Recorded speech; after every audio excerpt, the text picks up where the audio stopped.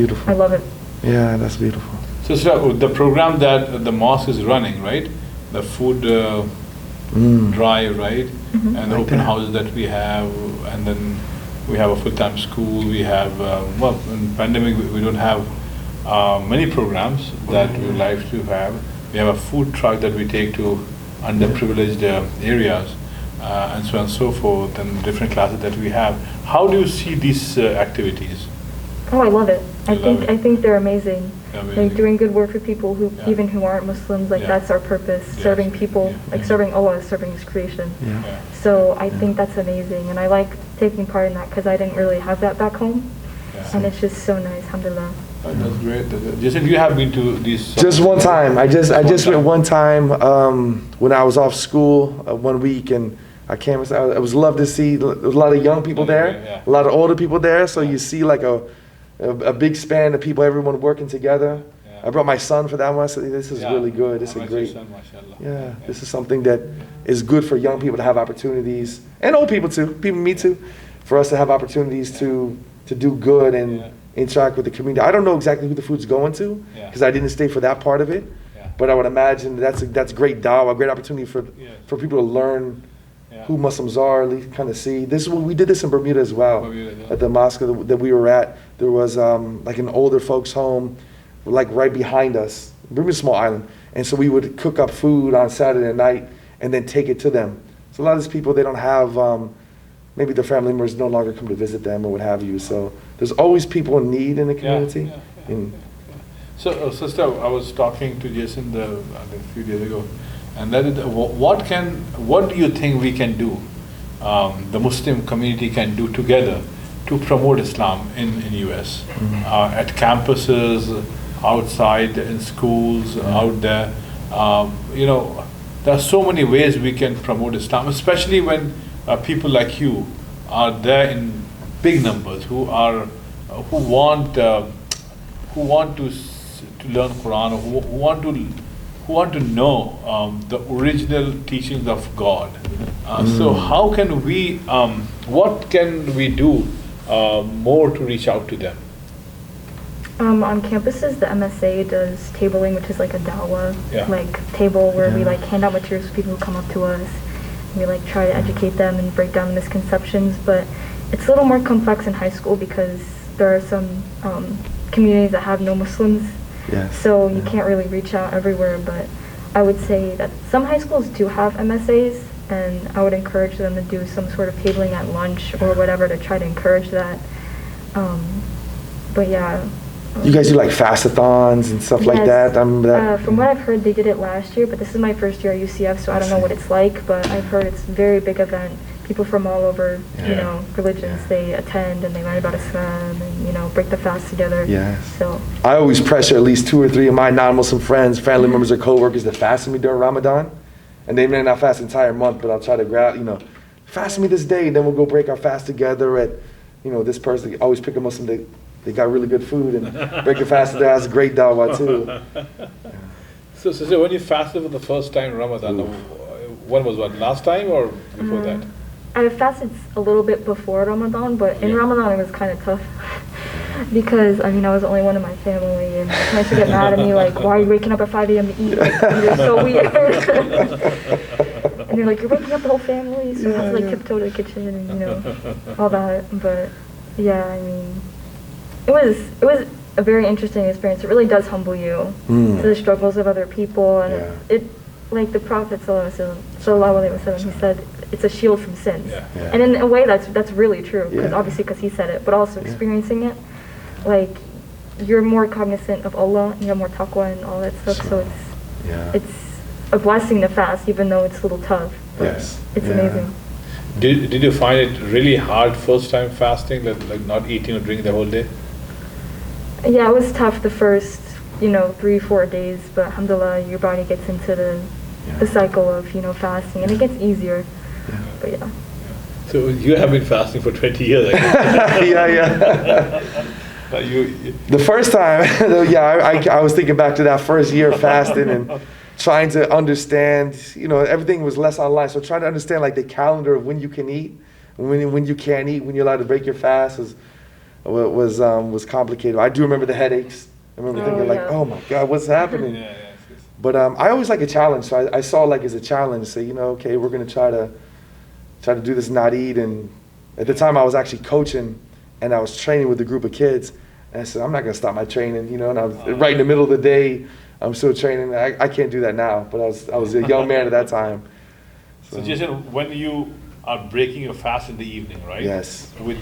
At the mosque with so Yes. many people, like Yes. at one mosque, Yes. we have nearly 400 people Yeah. eating together, breaking fast together, Yes. then praying. How is that feeling?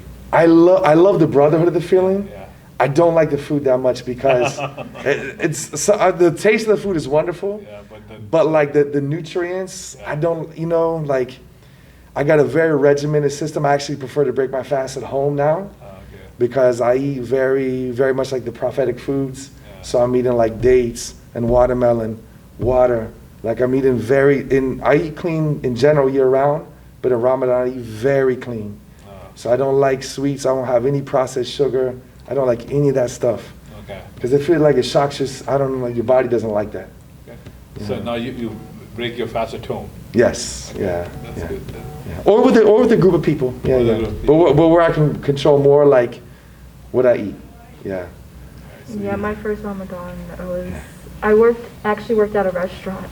Oh, During that's a big struggle, yes. Obviously, during the pandemic, I tried to work more because I'm not in school, obviously. Mhm. But it was kind of tough because you would see all the food and you're like, But I do think don't look that's at one it. area where our community needs to step up our game a little bit, is like health and nutrition. It's something that like in general, I see people fast Ramadan and even gain weight sometimes. I'm like, man, like what's happening? How are you not eating and drinking all day and gaining weight? And then, like this, and then I look at the sweets and I'm like, I see, now I know. yeah. Yeah. So have you ever been to for Umrah or Hajj? I have not. That's something that I gotta go as soon as possible. Are you getting a group together Yeah, this coming year. this coming year? Yeah. Inshallah, we'll go together. Inshallah. Yeah, we'll sit together. Okay. So, maybe For Umrah or for Hajj or both? Or? Hajj. For Hajj. For Okay. Hajj. I will let you guys know. Let us know. This yeah. year, I think because of pandemic, right? I do not know whether it will be safe to go or not, but definitely in 2022. Okay. Inshallah. And you've done that before? You've taken groups? Yeah, I have done 7 or 8 times. Yeah. So- Wow.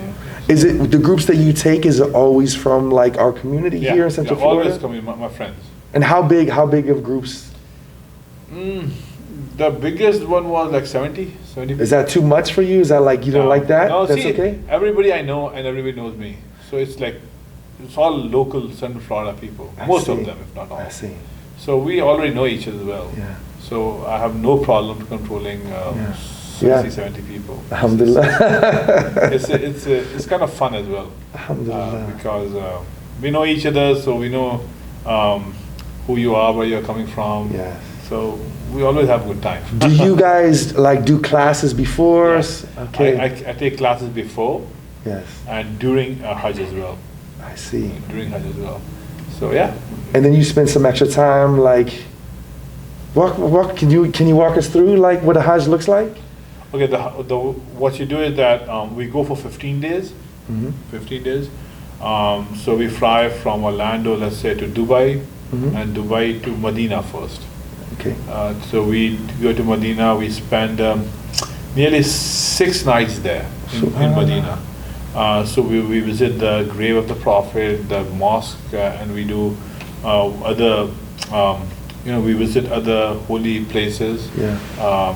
in Medina. And the most important thing in Medina is to pray at the mosque of the Prophet. There's nothing Okay. like that. I mean, just a life-changing experience, just to be among like, I think, like 1 million people pray together in that mosque.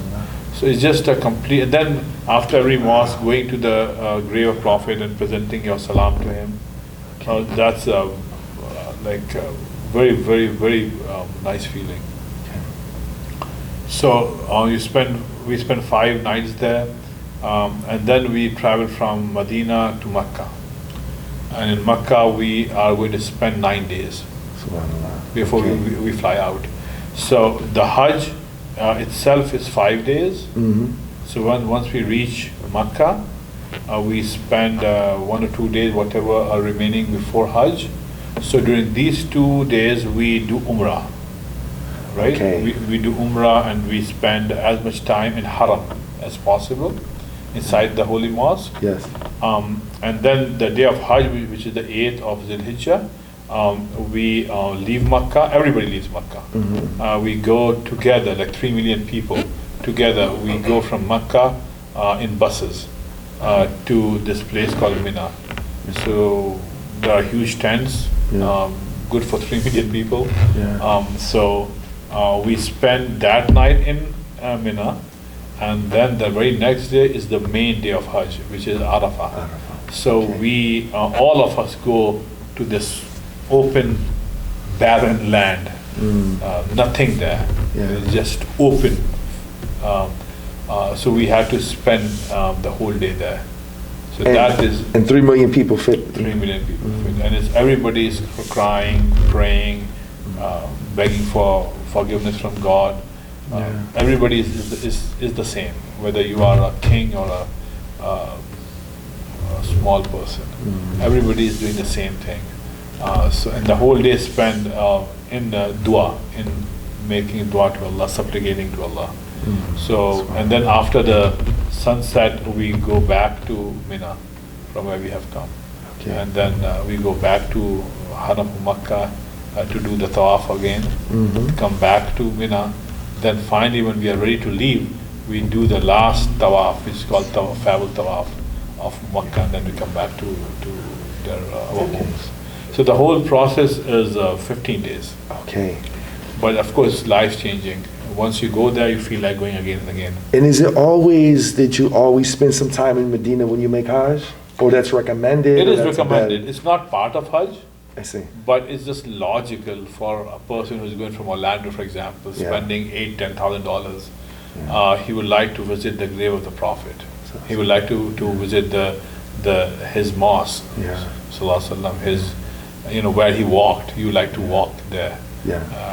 All those holy places where he had prayed in different small mosques. Yeah. There are like 7 small mosques there where he had prayed. So you go there.